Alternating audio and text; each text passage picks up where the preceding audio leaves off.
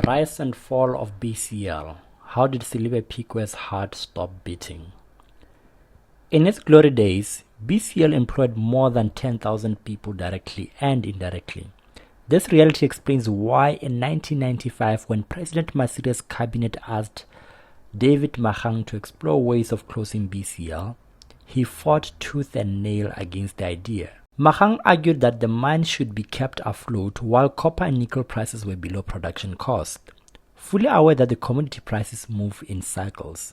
He understood that the social cost of shutting down BCL would be far too high. Almost 2 decades later, faced with a similar dilemma, the same political movement chose a different path. It challenged fate and liquidated the heart of Selebi-Phikwe. The consequences were devastating. More than 6 suicide cases were recorded as being directly linked to BCL's closure. Thousands lost their jobs. Selebi-Phikwe began its slow evaporation into a ghost town, its soul barely held together by Spedu, fighting to keep the town from drifting into the economic afterlife. How did we end up here? How did BCL fail? First, it is important to understand copper and nickel pricing. BCL did not set the prices of these metals. The global markets did. Prices are volatile, sometimes high, sometimes low. This cyclicality is well known in mining economics. The collapse of BCL therefore cannot be explained by commodity prices alone. The turning point came with a major leadership change. In September 2011, BCL's general manager changed from a cost-conscious leader, here referred to as the groom, to a more generous successor, we shall call him the best man. The groom had made difficult and often unpopular decisions. In 2005, he dismissed 181 workers, earning him the resentment of labor unions. However, shareholders viewed him favorably. Mmegi once reported that he had saved BCL from the brink of insolvency, turning it into a dividend-paying cash flush operation. Under the groom's tenure, BCL paid approximately $65 million in dividends to the government of Botswana. By 2012, media reports indicated that BCL held cash reserves of around 3 billion pula and had cleared most, if not all, of its debts. It appeared as though the groom was preparing the company for an inevitable storm. The groom ran BCL under a flagship program called Arichencheng, an admission that the mine had a finite lifespan. Geological reports had already shown that the existing ore body would not be viable beyond 2014. Arichencheng aimed to upgrade and expand the Selebi-Phikwe smelter, enable it to process mineral from other regional mines, extend BCL's operational life to at least 2020. Most of the program's milestones were planned for completion by 2012. However, this vision was abruptly interrupted when the groom left BCL under unfavorable circumstances. His leadership had become deeply unpopular with labor unions and sections of senior management, ultimately prompting his exit.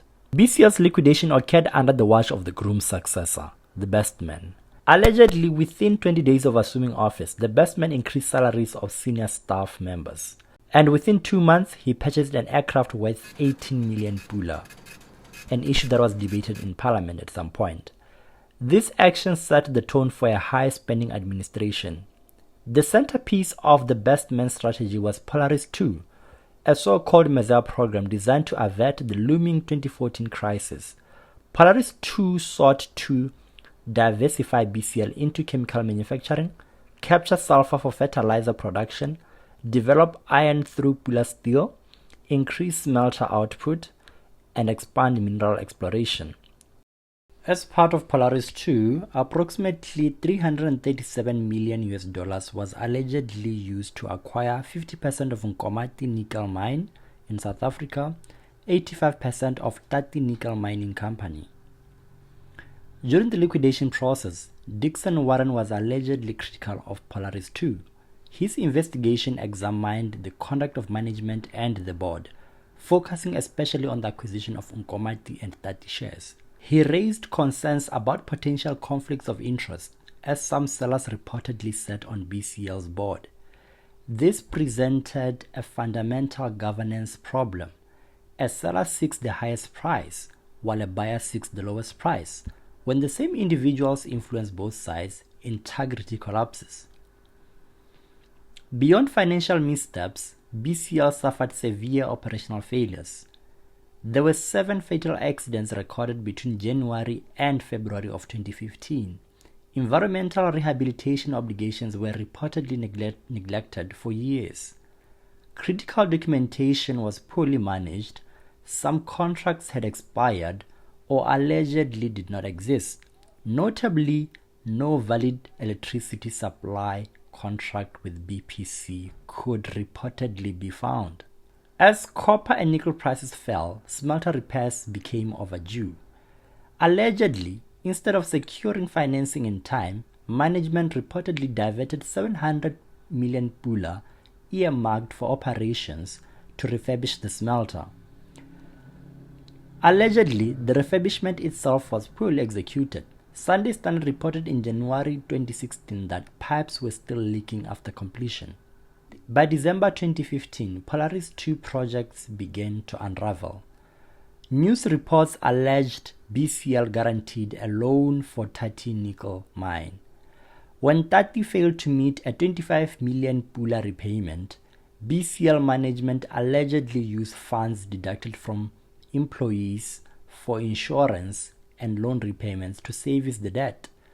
Workers only discovered this after receiving default notices from creditors and medical aid workers. These allegations were never proved in court, and BCL management denied these allegations.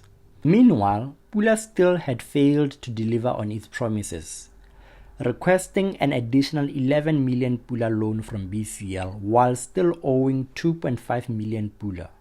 The relationship between BCL and its subsidiaries became a living illustration of the Setswana idiom, "Ngwana wa nyammago a sule." By 2016, production costs stood at $7 per pound, while market prices hovered around $4.50 per pound. BCL was selling at a loss. This is the equivalence of buying a loaf of bread at 7 pula at Choppies, and then you sell it in the streets in a tuck shop at 4.50 because the consumers want to buy it at 4.50 and you have no choice. Definitely you'll make a loss. Contractors went unpaid, and by mid-2016, government announced that BCL's debt stood at 6 billion pula. 3 billion pula from the Nkomati acquisition, 211 million pula owed to BPC, 50 million pula owed to water utilities, 5 million pula owed to Botswana Railways, and numerous other creditors. The ship was sinking. In late 2015, the best man requested a 1.5 billion pula equity injection from the government. The government was not having it, the request was rejected, and BCL was advised to float a bond. After failing to raise funds in the bond market, BCL borrowed 1 billion pula from the Barclays Bank in April 2016, with the government of Botswana acting as a guarantor. The funds were rapidly depleted. By 2016 September, 1 month before the provisional liquidation, the best man submitted a final proposal requesting a 2 billion pula bailout, 1 billion pula immediately, and 1 billion pula by Q1 2017. BCL's collapse was not purely technical or financial. There were also political dynamics to consider. The 2 billion pula request competed directly with national priorities such as Botswana 50 celebrations, BDF aircraft procurement, IEC electronic voting machines. The irony is striking. The government claimed it lacked funds to save BCL, yet allocated resources to electoral technology. Was BCL worth saving? That is the billion pula question. Join us next time as we examine how political will or the lack of it ultimately allowed BCL to close. Share your views in the comment section and subscribe for more in-depth analysis of the Botswana's political economy. Thank you. Peace.